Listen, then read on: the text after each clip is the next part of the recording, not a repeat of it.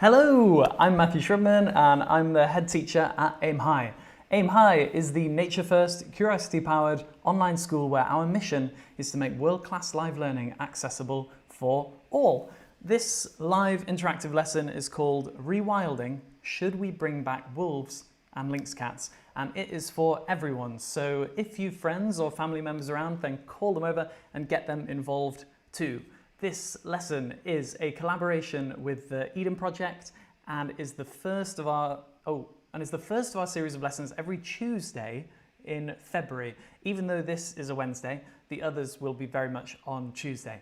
So coming over the next few weeks are What Are We Sending to Aliens with Dr. Jazz? Are men worth more than women? Don't think so. That's with Paul. And What Happens When You Get a Vaccine with Dr. Hannah, and I'll be in that one as well, I think. And I'll remind everyone about those again at the end. So I can see that loads of people are saying hi, Japan Maple, Penguins and Chocolate, Zanbeb Pop, hello.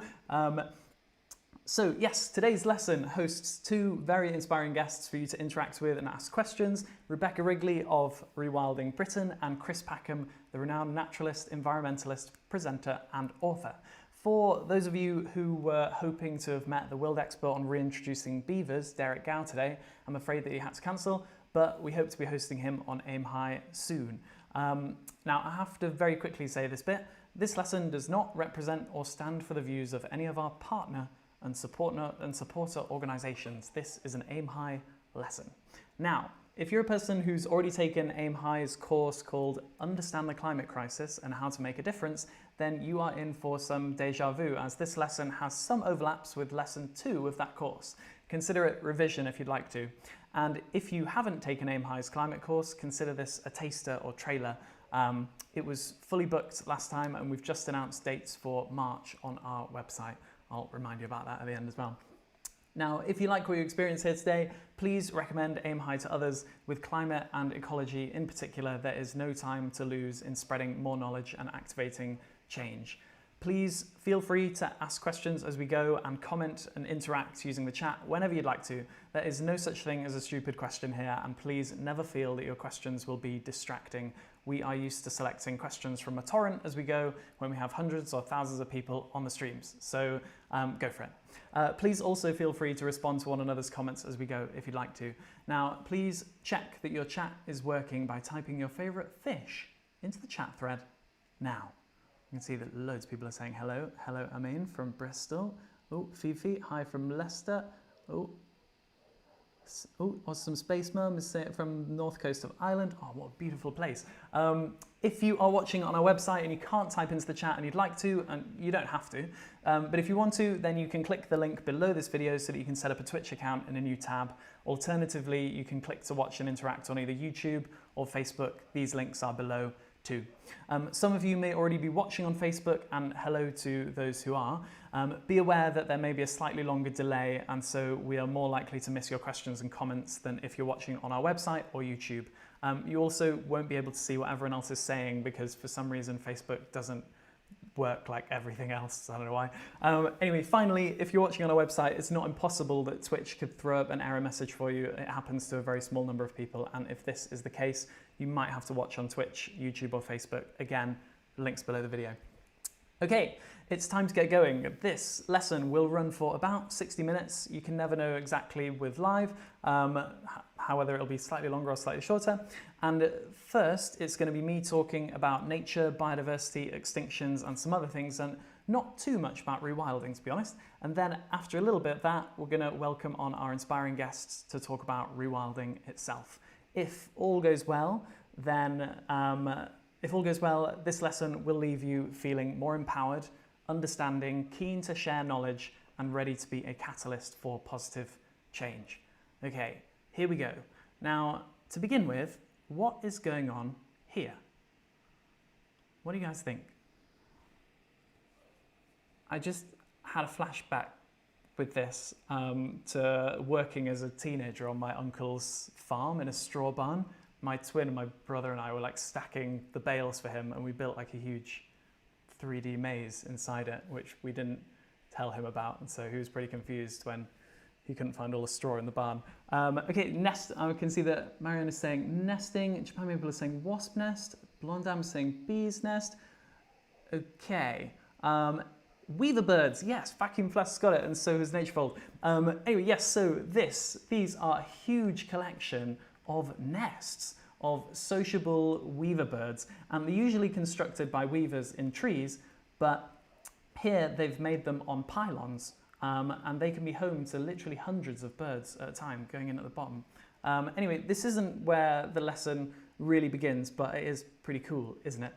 Okay, so here's where it really begins. This is the little town of Arundel. Now, who here has been to Arundel?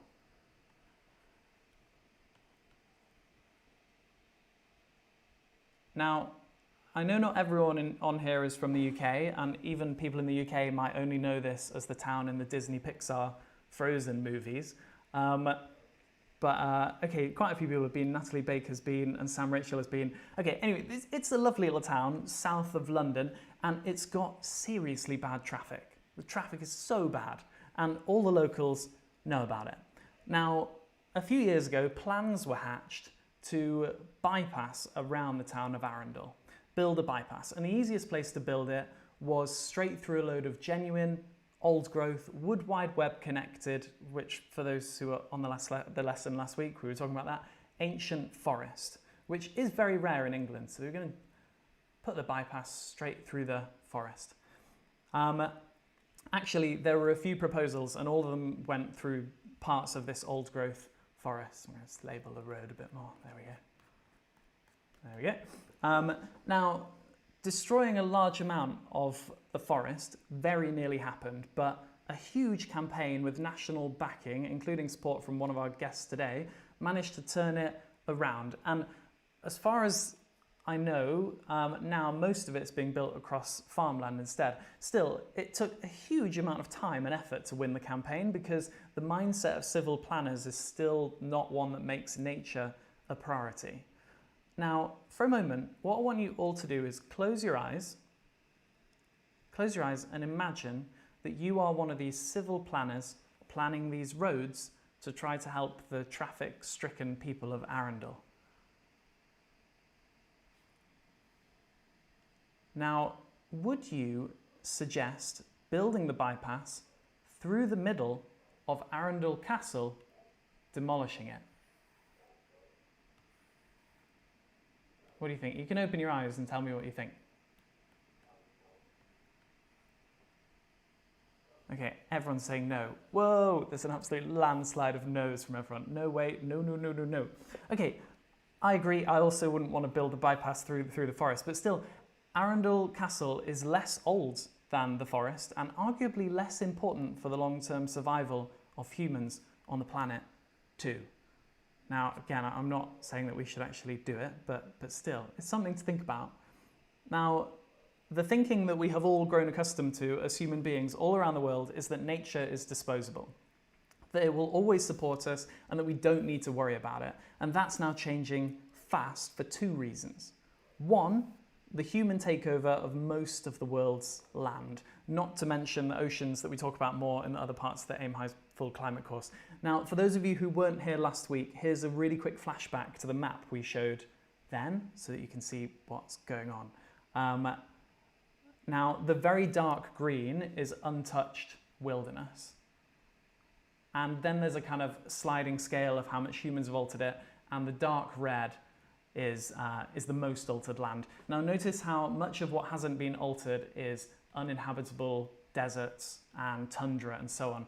Now, for those who missed it, what percentage of the world's habitable land, so land that we can build on, is built up or urbanized? What do you think? We did this last time, so some people will know the answer to this. What percentage of the world's habitable land is built up, urbanized, with towns on it and things like that?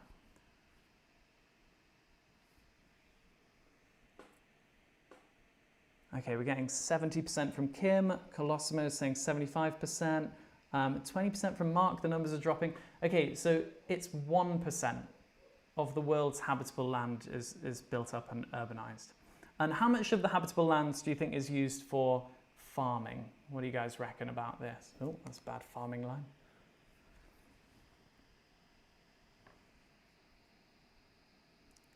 Okay, now we're seeing some bigger numbers. Okay, the answer is half. Half of the world's habitable land is used for farms. As we said last week, to make space for much of that land, for much of that farming since 1950, we've cleared about half of all temperate and tropical forests. Now, I don't want anyone to think that farmers are the villains of this story. Farmers really have the potential to be the heroes of this story instead, if everyone works together on changes, on the changes that we need. Now, as we said last week as well, I don't want to bombard you with too many stats, but I will just quickly show you this. 77% of that farmland is used for making animal products, so most of it's used for making animal products, but animal products only produce about 18% of our food. Now, we could unlock a huge amount of land simply by shifting our diets towards being more plant-based. If we farmed these plants in the right way, we could also recover huge amounts of our degraded soils too. Anyway, I'm covering ground that was part of last week's lesson, so I'll go back.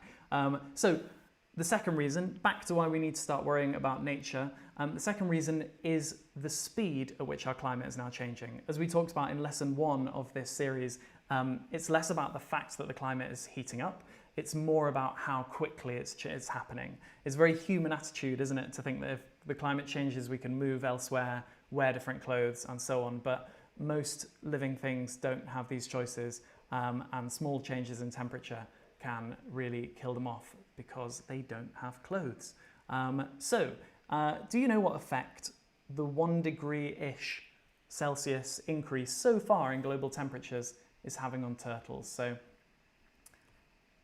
1 degree C increase so far. What kind of effect is that having on turtles? What do you reckon? 4 beaver feet is saying, and we waste about 1/3 of all the global food. That is completely correct.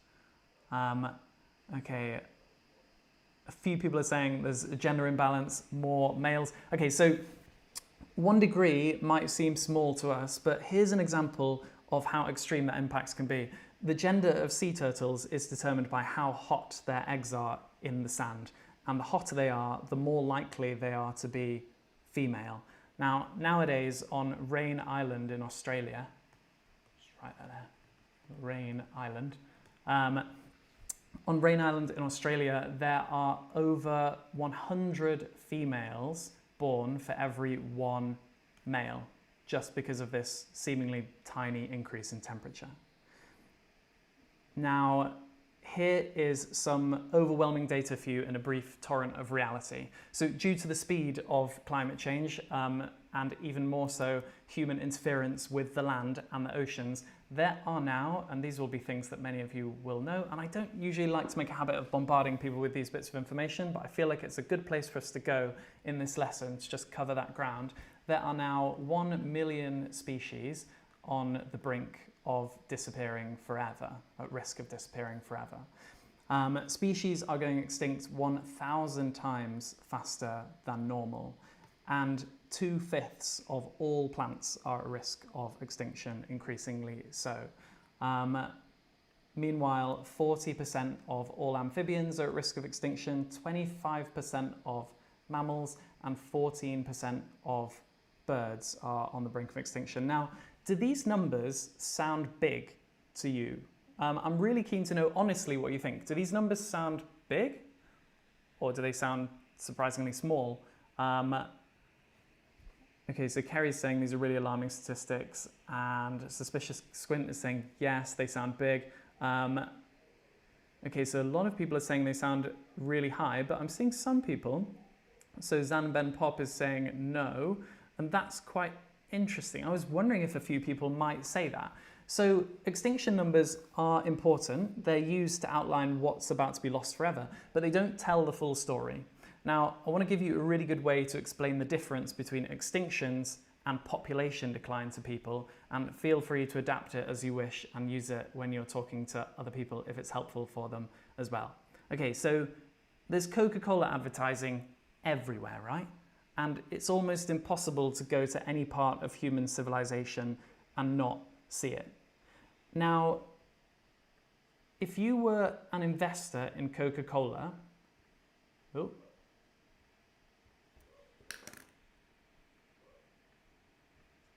Something has happened that has literally never happened before. Give me one moment.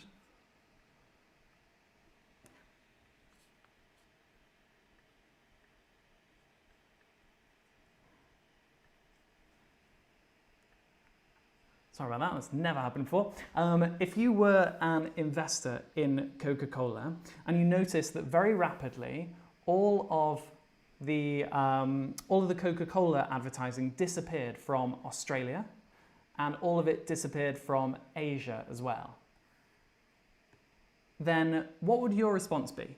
So would it be A, no worries, there's still plenty of Coca-Cola advertising everywhere, so it's not a problem, or B, something must be wrong with Coca-Cola, I should be concerned? What do you think? Would it be no worries, there's still plenty of Coca-Cola, or would it be B, something must be wrong with Coca-Cola, I should be concerned? Okay, so we're seeing a lot of B's coming in. Cosmo is saying unsure, and Ruby Hedgehog is saying B, although I don't like them. Love that answer. Now, only looking at the overall extinction of species conceals what we should really be worried about: accelerating local extinctions and declining populations in general. Now, I'm going to tell you some more numbers now, and whilst you don't need to remember them because you can download them as part of our free for everyone resources on Aim High's climate course page, I want you to feel them as I say them because they're real. Try to imagine what the changes must be like in each of these parts of the world. So in the past 100 years, we have lost 90% of large fish in the ocean. Animals in freshwater ecosystems are down a similar amount. They are emptying out. In the past 50 years, we've lost about 70% of the world's wildlife on land. Wild mammals are down the most, almost 90% down in the same period. And as we said in lesson 1, in the past 25 years, so that's hardly any time at all, half of all the corals on the Great Barrier Reef have bleached. Coral cover is down a similar amount everywhere. Coral supports 1 in 4 of all living species in the ocean. Now, these numbers sound like big numbers, right? And they are. Many of these animals might not be at risk of extinction yet. They might not be at risk of extinction yet, but they're well on their way. The big story behind nature documentaries nowadays is not the animals themselves necessarily, it's how hard it is for film crews to find the wildlife. Now, who here has seen the video about reintroducing wolves to Yellowstone Park in the USA and how it changed the shape of the rivers? And Kel Thomas is asking, is it due to overfishing or pollution or both? And it is a combination of all of those things. Okay, loads of people have said yes, but a few not yets. So who is it who said not yet? Oh, I've just missed the message. Sue have said not yet. Sue, you've got to see it. It's so good. Anyway, so if you haven't seen it, definitely watch it. Reintroducing wolves to a wild place might not seem like it could have that huge an impact, but it was able to play a key part in completely transforming the geography, and it brought so much life back to that ecosystem. Now, almost every living thing depends on other living things to stay alive. We are completely dependent on nature to survive. Insects are one of the things that people talk about most because we know that we depend on them to pollinate and provide to pollinate the plants that provide about 90% of the food that we eat, whether they're going straight to us as plants or via animals. In the last 15 years though, UK insect populations are down 50% and they're down 80% in Denmark, I think. Anyway, that's something we talk about more in the larger course. For now though, I want you to think about this idea and I want you to take this with you. Mobility gives us humans the illusion of somehow being separate from the earth, but we are a part of this earth and dependent entirely upon it. Now, you might already know what the word biodiversity means, but if you don't, then this is it. It is the diversity and variety of all living things that all depend upon one another in complicated and unexpected ways. So what do you think is the best estimate of how many living things could go extinct before we'd reach a tipping point of biodiversity, causing more and more extinctions in an accelerating cascade? What do you think? How many living things could go extinct before we'd reach a tipping point of biodiversity collapsing? Kim, I love that you're celebrating the otter. It is a great otter, isn't it? Okay, so Mitchell Ray is saying maybe 30%. Kempi Koo is saying 10%. Okay, so the best guess that we have at the moment is about 12.5%, or 1 in 8. So we are well on our way there at the moment. And as living things die, from baobab trees to otters, these once living systems that previously stored carbon release it into the atmosphere, and global heating accelerates too. These are tipping points stacked on top of tipping points. Now, this all sounds very worrying, but it's actually a really good thing. What do you think is good about this? I know it probably seems weird for me to say that this is a good thing, but I think in some ways it is. And Archie, yes, that's right. It's about 1 million species currently threatened. Okay, so Strawberry Rice Cake is saying nothing. Fiona Moore is saying wow at even me asking the question. So I think that one of the best things about the nature or biodiversity or ecological crisis, whatever you want to call it, and you will hear people using all of those interchangeably, and its inseparable entanglement with the climate crisis, is that the answer is very simple. The solution is just this. We need to protect, recover, and salvage nature all across the world as quickly as possible to protect our food, our health, and the future inhabitability of this planet for all life to come. As you've seen last week and from the map I showed you before, we easily have enough space. But do we have the technology to do this? What technology do we need? What do you think? What technology would we need in order to salvage nature?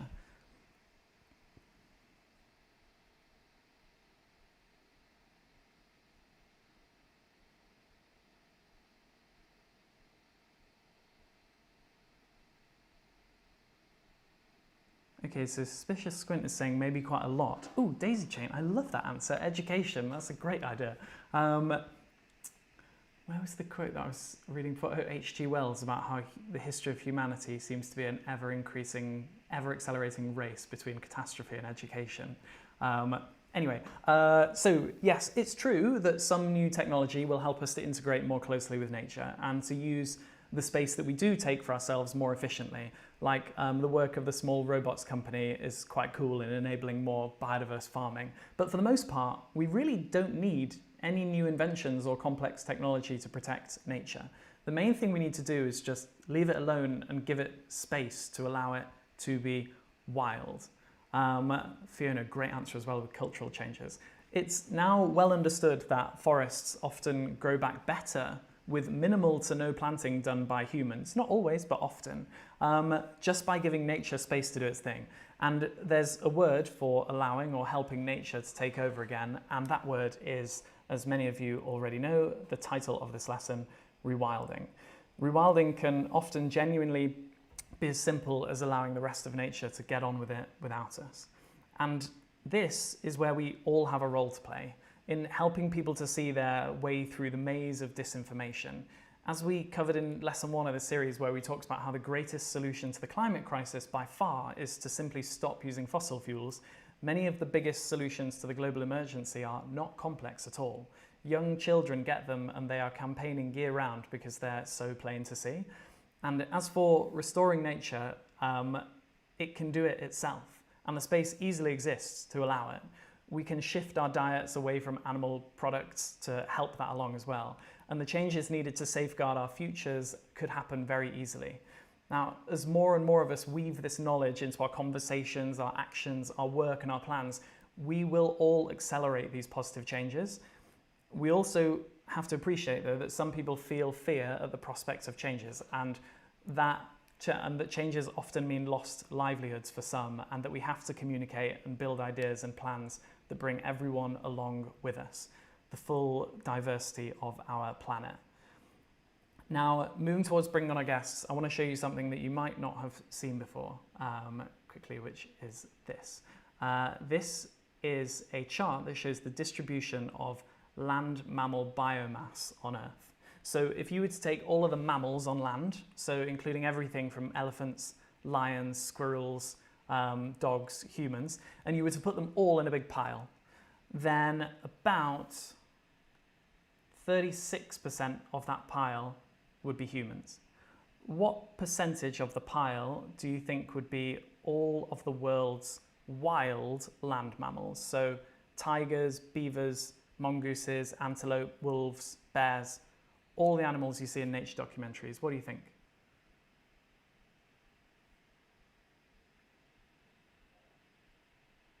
Okay, so we're seeing 15% from Lophophora, 10% from T. Fraser. These answers are coming in so fast. Tom Cornell is saying 25%. So all of the world's wild land mammals would be just 4% of the pile. Oops.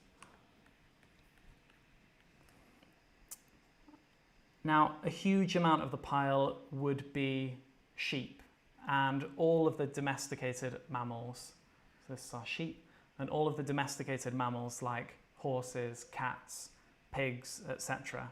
And about 40% of this pile would be cows.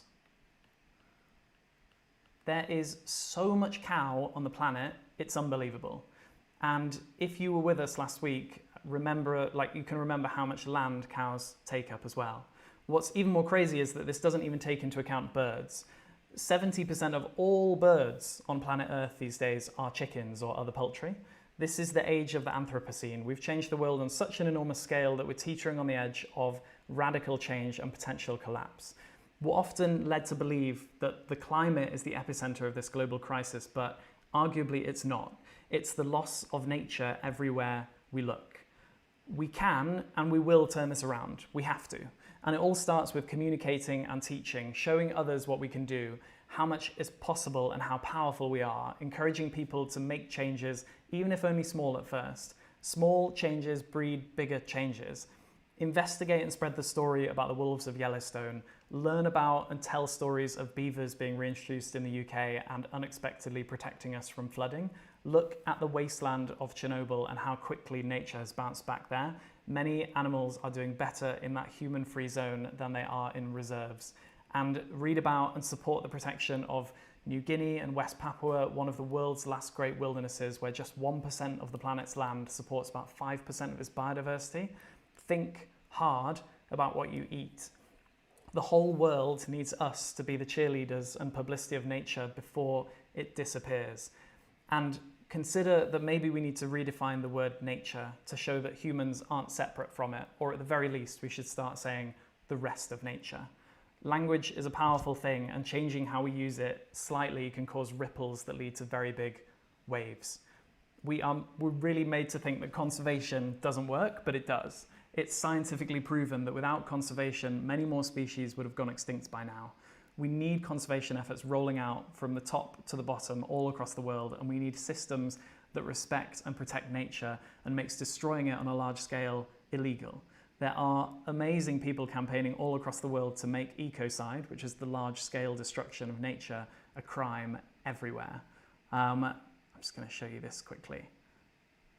So it's important that this becomes a law, not just to guide people, but also because people all too often assume that legality is a basis for morality.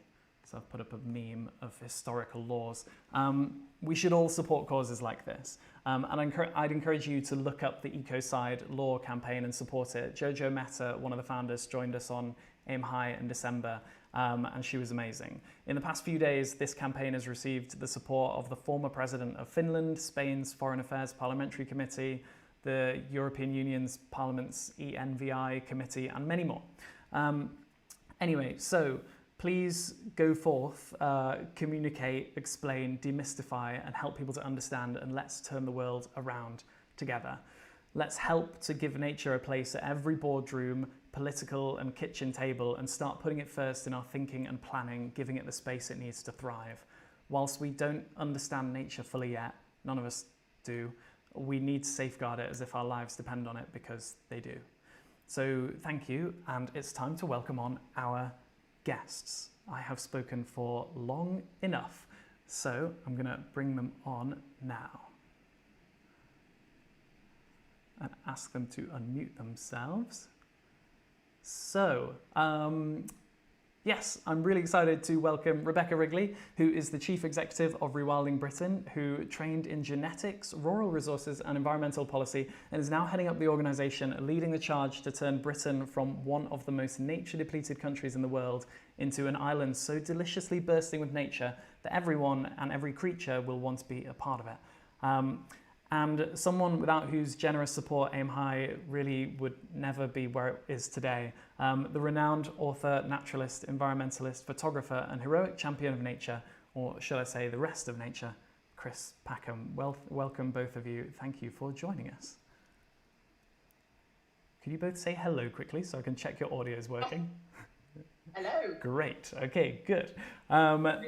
So how this section is going to work is I'm going to ask Rebecca and Chris a few questions myself, focusing on rewilding, but this is very much an open Q&A. So anything you want to ask about what we've just seen or anything else, type into the chat and I'll pass on as many things as I can. Now, this is where it'll help if you're watching on our website, Twitch or YouTube or Aim High's own Facebook channel, as it's slightly easier to see your comments. Even though if you are watching on Chris's Facebook page, then we'll do our best to take those questions as well. We have a way of seeing them, so we'll try and get those too. So to start with, Rebecca, why is it important for us to have wild nature? Isn't it a lot safer if we get rid of it? And also, it'd be good if you could give people a definition of what rewilding is, maybe that was better than mine. So for us, rewilding is the large-scale restoration of naturally functioning ecosystems to the point where nature can take care of itself. And that involves reintroducing missing species and reinstating what we call natural processes. So that dynamic way that natural ecosystems work with predators and prey and free-flowing rivers and fire and dynamism and complexity of species and food webs that we might see or are used to seeing possibly in kind of David Attenborough programs about Costa Rica, but we're not necessarily used to seeing on our doorstep. And rewilding can bring so many things. I mean, our whole life support systems as human beings depends on nature. So we can't get rid of nature. If we get rid of nature, there will be no humans.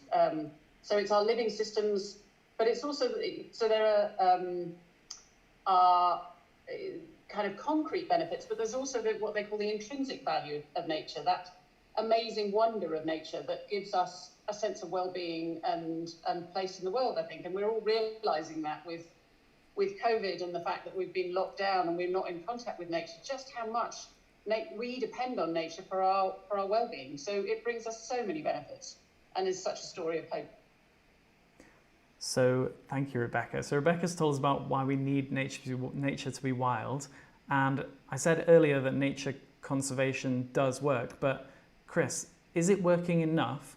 And if not, why not? And also, I'm just going to tag a question from Backward Crab on, which is, what is the biggest threat to nature right now? Well, let's approach those in reverse order. The biggest threat to nature right now is undoubtedly our species. It's us and our activities on the planet. Very broadly, agriculture that you've mentioned, the way that we use the landscapes of the planet to suit ourselves, often abusively, right the way through to the way that we're, corrupting the climate and therefore inflicting even more harm. So there's no ambiguity about that whatsoever. The next thing to say is that, we are in an incredibly powerful position to put things right. All of the declines that you've mentioned, and there was a long list of those declines, everything from large fish all the way through to losses of mammals and the impacts of birds, prove to me, as a 50-year-old, and many of those declines that you've mentioned have happened in my lifetime, Rebecca's too, that nature conservation, as we've been trying to practice it, hasn't been working. But that doesn't mean that it's ineffective. It's just that we haven't been doing it rapidly enough and broadly enough. Now, I can put my hand on my heart, and Rebecca too, and tell you that if we were in charge, if we were king and queen for a day, we would be able to implement measures which would immediately start to rectify the vast majority of the problems. Because scientifically they've been investigated, they've been understood, and in many instances, the methods that we need to employ to restore, recuperate, reintroduce, re-establish have been trialled, and we know that they work. But we haven't had the popular and political goodwill across the world to implement these. So I'm very sad to say, in fact, I say I'm sad, it's a tragic embarrassment. It causes me no end of guilt and discomfort to say that whilst I, as an active conservationist, have been trying to do my bit, we've endured all of those ghastly declines that you've mentioned.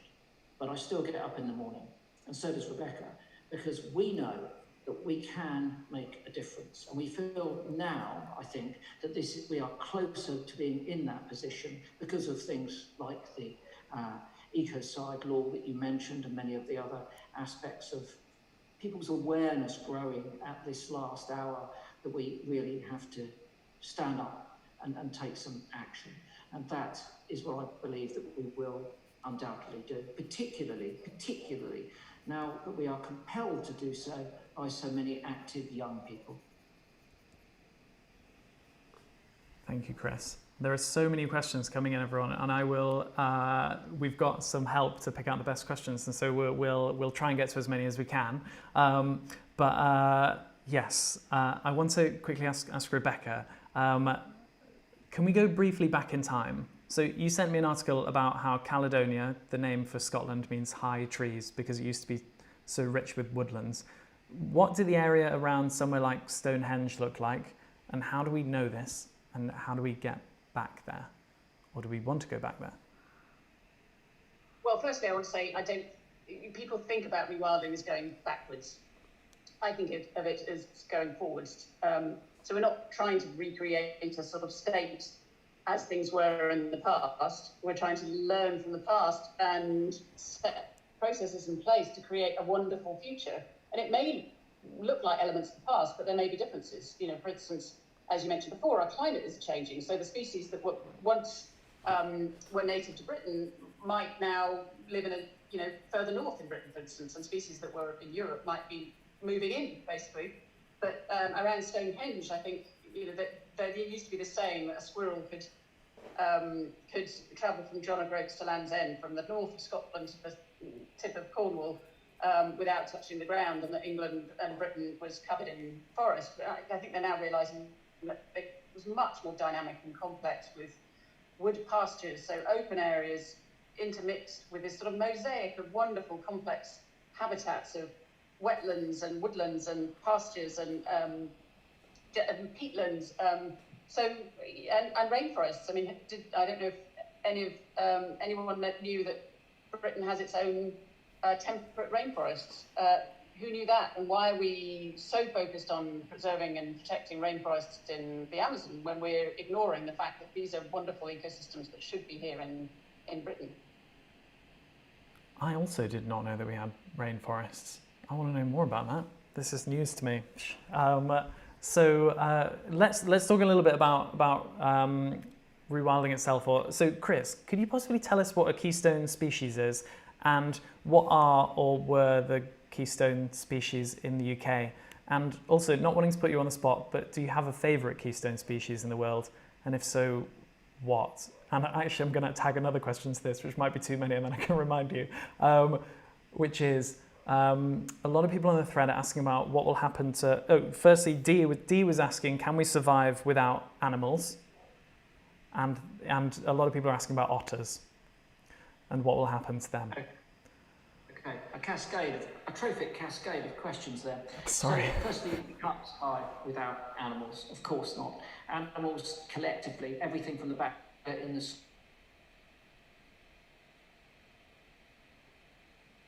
Oh, I think we've briefly lost Chris, which is a shame. Okay, let's go to me and Rebecca quickly. Rebecca, could you possibly take over on the answer to this question? Sorry, it was what... To be fair, it was an absolute... Favourite? avalanche of questions, so I'll say them to you again. Trophic cascade. Sorry. So, firstly, can you tell us what a keystone species is, and what are or were the keystone species in the UK? And then you could also say your favourite keystone species anywhere, if you wanted to. Right. So, a keystone.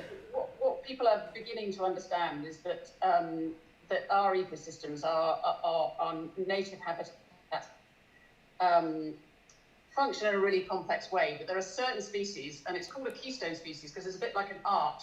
So the keystone in the arch is the stone at the middle that holds it all together, and if you take the keystone out, the whole arch collapses. So a keystone species in an ecosystem are those that are critical for that whole system to function. And so an example, actually I will bring an example of otters, actually in this case on the west coast of the United States. They have those amazingly cute, fluffy sea otters. The role that they play, what happened is that the sea otters started disappearing. And what sea otters do is they eat sea urchins. And what sea urchins do is they... Oh, Rebecca, I'm very sorry, but I'm just going to quickly, could I just stop you just very briefly, and could I ask you to please turn your video off and then on again, because we lost Chris and it's created the flipping of faces.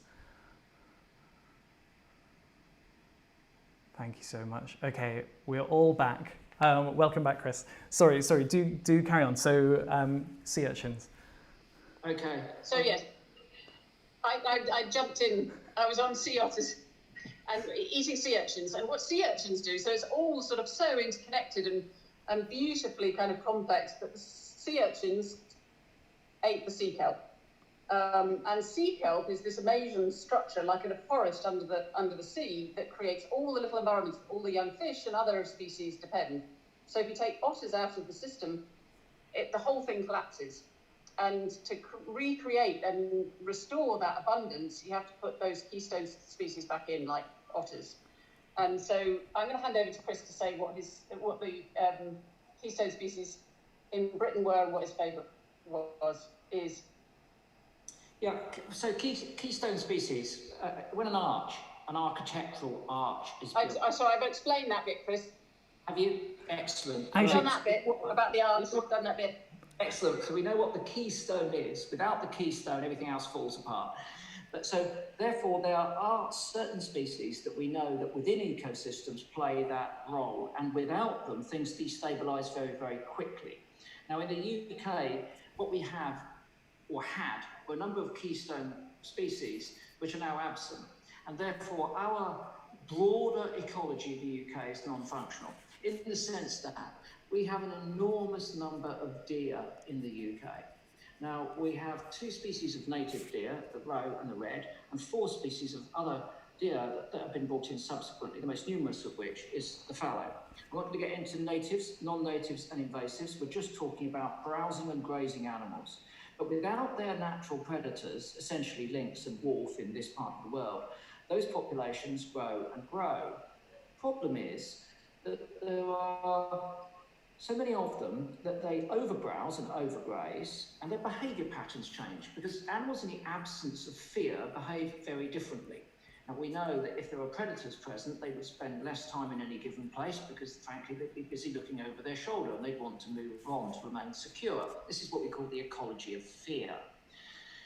If they overbrowse and overgraze, they have a negative impact on woodland birds, they have a negative impact on woodland butterflies, and very obviously they have a negative impact on woodland plants, the things that they're consuming. And in very many parts of the country, the surfeit of deer, and rest assured I've got nothing against them, I like deer as much as I admire and like every other species of animal, mean that our ecosystems are declining. We do not get the woodland regeneration. We don't get those functional parts, those butterflies and birds that we need to sustain those entire environments. And this is because of the absence of keystone species like the lynx and like the wolf. And in the absence of those, the onus falls upon us. And in localised areas, deer are managed, they're culled, they're killed to regulate their populations, by humans of course, in order to keep that rich mosaic. But in the UK, there isn't a centralised deer management policy. In many places, culling deer is very difficult because of human access. You can't have people sniping at deer if there are humans there who could be injured. So it's really difficult. The answer, clearly, if possible, is to put those keystone species back into that environment so that nature does it itself. A bit like beavers, which I'm sure you would have talked about, which are what we call ecosystem engineers, in a way another keystone species. Beavers generate biodiversity through the way that they impact on the landscape. So just to wrap that question up, I'm going to say that my favourite keystone species, and I'm going to keep it UK focused, is the lynx. Because in many parts of Europe, Western Europe, countries that are populated and look very much like ours in terms of their landscape, urban and rural, have successfully reintroduced the lynx. Those populations of people are living alongside them. Sometimes there's a little bit of friction, sometimes there's a lot of love. And when you think that places like Switzerland, Slovenia, Germany, France, Spain, slightly different species, have reintroduced the lynx, then I think that if we are going to be progressive, if we are going to act responsibly, then it's time for us to step up to the plate and find a means of winning the hearts and minds of those people who oppose these sorts of practical conservation measures, and make sure that we get on with putting the lynx back into the UK. The problem that we have, just to touch upon it, again, because you have too, Matthew, is the fact that in the UK, more land is owned by less people than in all but one other country in the world. And as a consequence, we conservationists, Rebecca and I, just don't have access to public lands where effectively we can do what the public wants without too much controversy. In the UK, the private land ownership is at such a level that we cannot make the levels of progress that we need to make until we win over those private landowners. And at the moment, I'm afraid, when it comes to ambitious, audacious, and controversial projects like reintroducing lynx, we haven't yet won over their hearts and minds. And that's something that we must work very hard to do as quickly as possible. It's interesting how there's also like legal elements that are starting to come into this. I remember there was an article about this huge landowner in Hereford who'd just made the river very straight and just destroyed this huge area of ecosystem. And finally, there's kind of legal elements that are starting to come in to combat that. So Rebecca, I want to put you put the question of the title of this lesson to you as well. Should we bring back wolves or lynx cats? What do you think about that? And also, if you could possibly include in there, so Beardy wants to know about lynx cats, if it would take time for them to have a positive impact. And Mark was asking, if we reintroduce key species, could they feed on different species and cause a different nature disaster?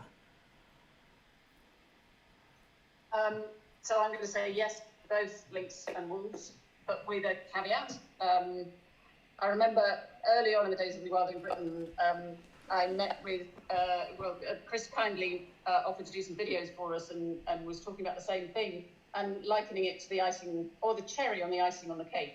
So lynx and wolves require sufficient habitat to survive and to reproduce in the numbers that ensure that they're viable, but they also require people to support their reintroduction, because if it's not done with the support of local communities, then it in effect just hunt them.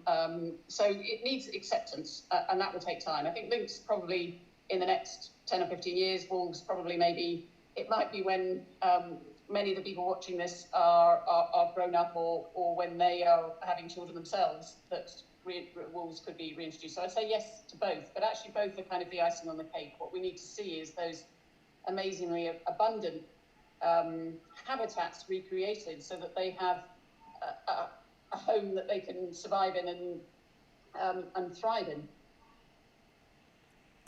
We've just had a question in from Fiona, and I don't know which one of you wants to take this, but do you think that if a well-known landowner such as the Queen changes the way she uses the land at places like Balmoral, then other landowners would follow and lead by example, so to speak? Or maybe that's not the answer. Like, what is the answer to this kind of huge ownership of this distorted ownership of land? I mean, I would say think that. No, go on, Rebecca. You start.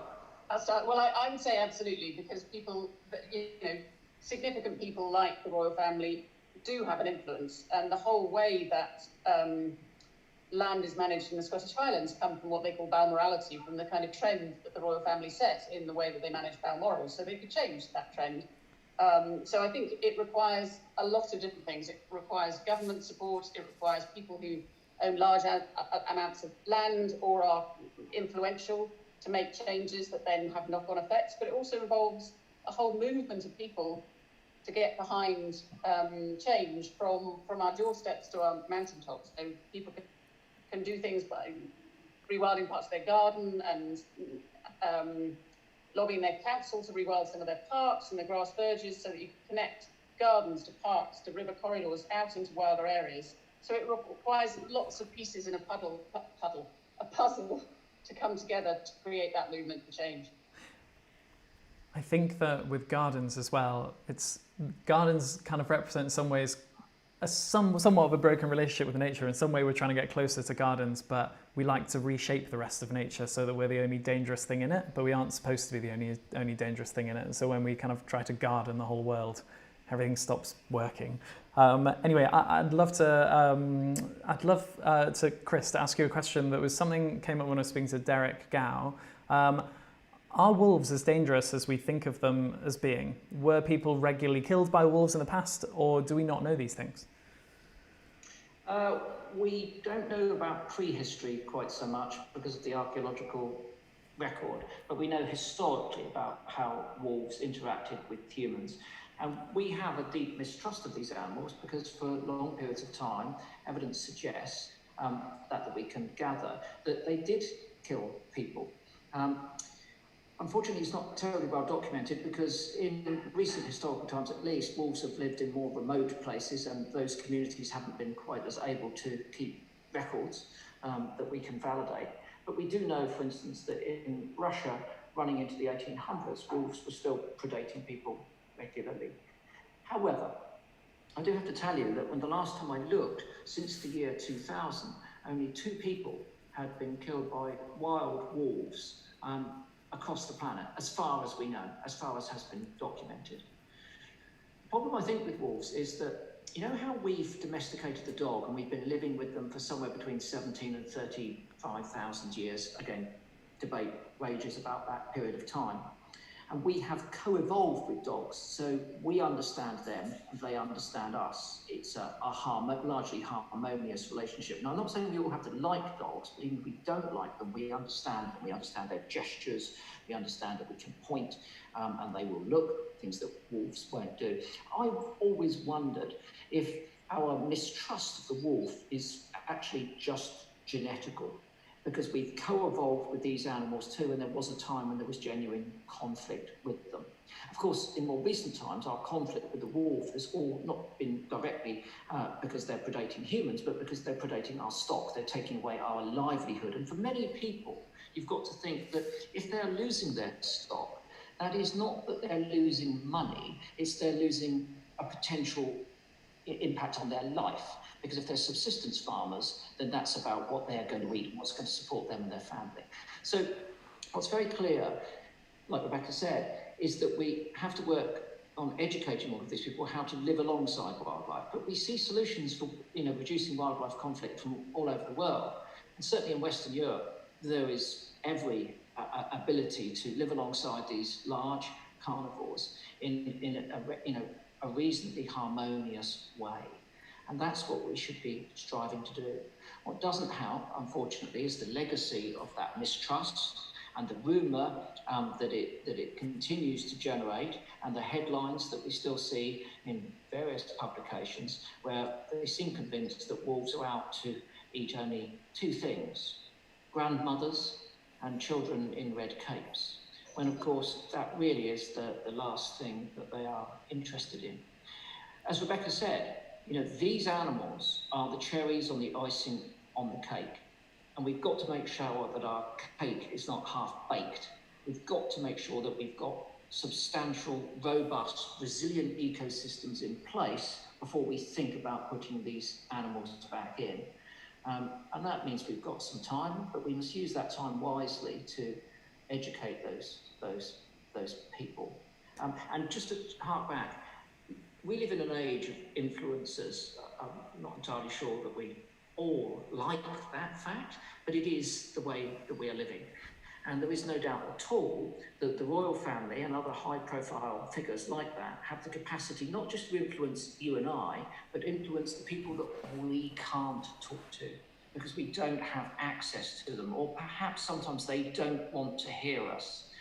So they could play a very formidable role in changing people's minds. And ultimately, that's underpinning everything that we're talking about this evening. And again, Matthew, you touched on this in your lesson.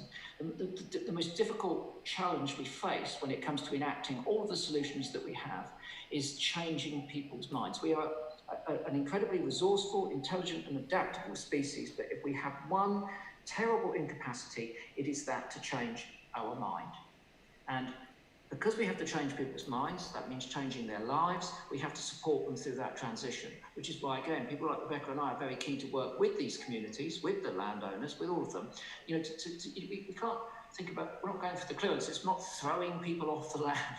You know, we want to build a culture for them which is equally as robust economically and socially and sustainable as it can possibly be. That means investing in those communities. It means offering them opportunities. It means offering them the ability to generate new businesses, to perhaps retrain themselves, or so that their families can be trained in such a way that they can live in that landscape in a far more harmonious way than they are now. So it very definitely means creative conversation with all of what we call the stakeholders and making sure that we can promise them a secure future.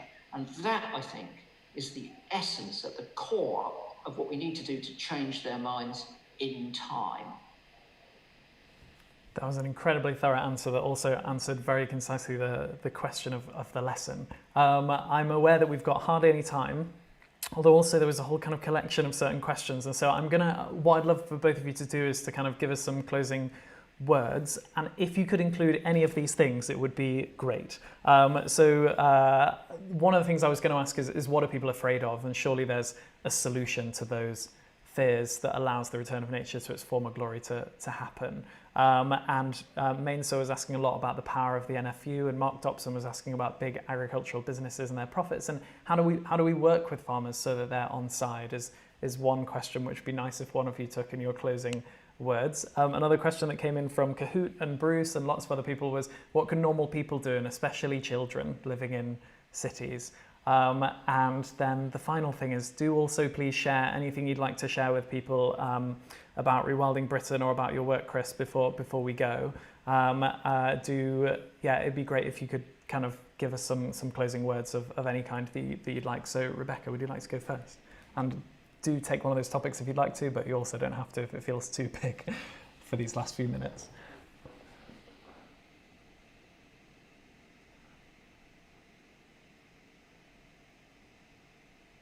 Oh, have we lost Rebecca? No. Oh, yes. Sorry, yes, Rebecca. Sorry, I meant to ask you the question for so your closing statements, but also but any of those themes that I covered. Sorry, I must have disappeared for a moment. You asked what people fear, and I think fundamentally people fear change, and that's easy for us to say. You know, particularly people who's, as Chris said, whose livelihoods depend on the land and the sea, and so you know, fundamentally, it's almost a process of stepping back, bringing people together, and saying, what are we asking of the land and sea? Both today and into the future. And I think that the answer to that question has probably changed. So it's about bringing people together and discussing that and finding a common future and finding common ground. Often the debate about rewilding has been what they say polarised. It's like the farmers against the rewilders or the foresters against the conservationists. So it's about bringing people together and finding a common answer to the question, what are we asking of the land and sea, that allows nature and people and climate to so that would be and then you asked about something about Rewilding Britain. Yeah, if there's anything that you'd like to share with people, You phased out at that point. if there's anything you'd like to share with... Well, I mean, what we're about, one of the things that we're doing as Rewilding Britain, we're setting up a network, a rewilding network for all those landowners and communities and people that want to get involved in rewilding on land and at sea, so that we can come together and we can find practical solutions that work both economically to keep people in their communities and sustain livelihoods, but also ecologically to kind of restore the abundance of nature that I hope, all want to see. Thank you so much. And Chris, if there were any final words you wanted to leave us with, and also it'd be great if you could include something about what normal people can do, and especially children, because I know there are a lot of young people and also parents and teachers on here as well. Okay, so a couple of your questions address the NFU, National Farmers Union, who are a powerful lobbying group in the UK. Now, here is the simple fact. If our species, wants to survive on this planet for the next 50, 100, 150 years, and it wants to survive on a planet with all of the other species that we need to support us for our food, our air that we breathe, the space that we walk in, and the quality of our life, we will have to change. There is no ambiguity about that. That is so obvious that it doesn't even warrant talking about. We will not be able to eat the same amount of meat that we're eating at the moment.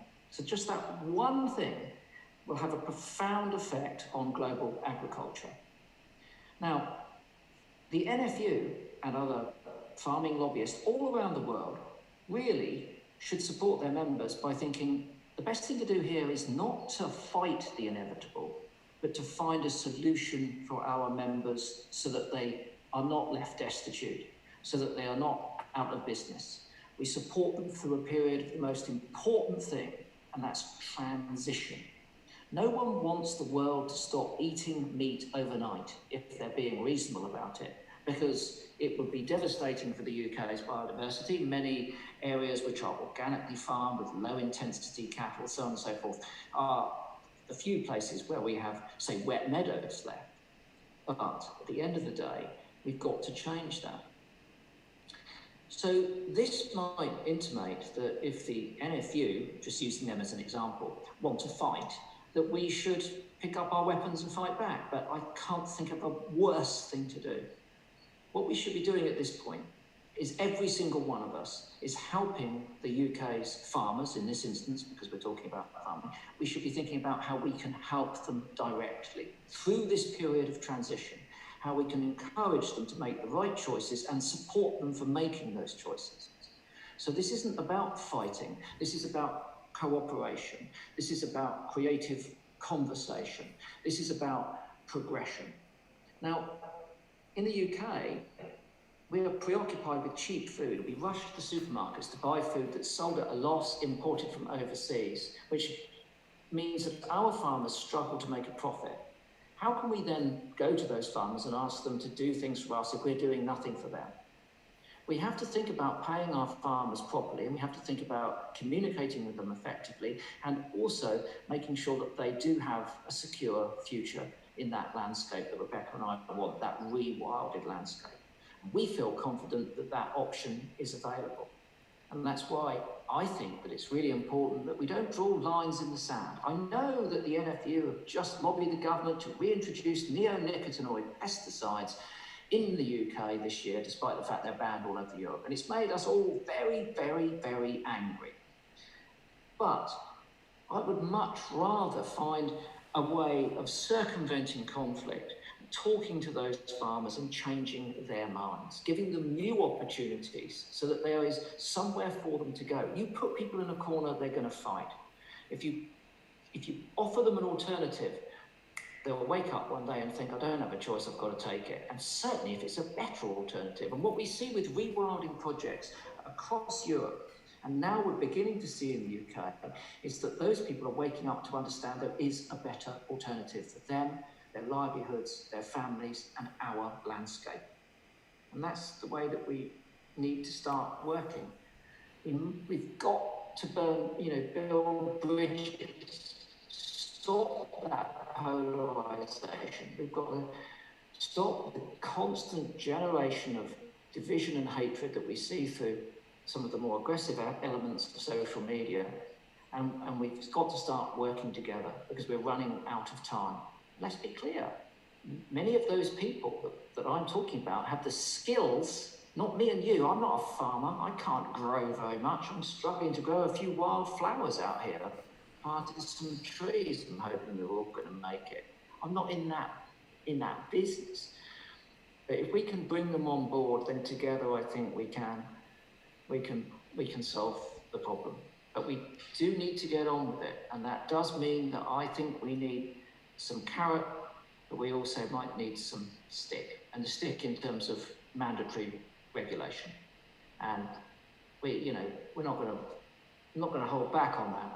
If something is abjectly wrong and it's doing enormous damage now, then we need to stop it. But at the same time, we need to be very conscious that we are not going to win by just beating people backwards. We've got to lead them forwards, and that requires compassion as much as passion, and it requires a creative energy that we need to muster. We need to set our anger aside and use that creative energy to do that. And I think we will, because we don't have a choice. And as I said before, we are remarkably adaptable and resourceful animals. We find solutions. We find vaccines pretty quick when we need them. And I think what this whole planet is now, the biodiversity vaccine. And Rebecca and Rewilding Britain are part and parcel of a series of components that are going to go into that vaccine. And that's why I'm very keen to support Rewilding Britain and initiatives like that. Thank you so much, Chris and Rebecca. Thank you so much for coming on. I will now just switch to the outro and say, yes, someone's saying Chris for Prime Minister. So thank you again for coming, everyone. Do take a moment to think about how you can apply what we've learned today to your own life, work and plans. I will be doing the same.